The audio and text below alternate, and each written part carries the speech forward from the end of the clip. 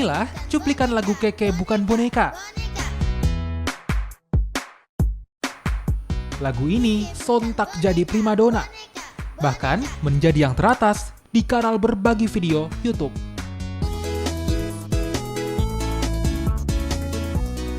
Diunggah pada 29 Mei 2020, lagu ini sudah ditonton hampir mencapai 6 juta kali. Tingginya antusias penonton membuat para pesohor seperti Lady Gaga dan Blackpink terlampaui. Video ini pun jadi yang teratas di kanal YouTube Indonesia. Meski populer, namun kontroversi juga hadir. Satu di antaranya soal dugaan pelanggaran hak cipta. Lagu itu disebut mirip dengan lagu berjudul Aku Bukan Boneka, karya Novi Umar.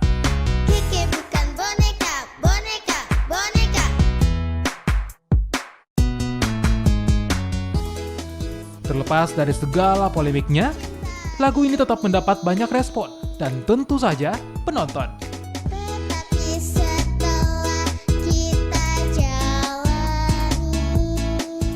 Tim Liputan, Kompas TV.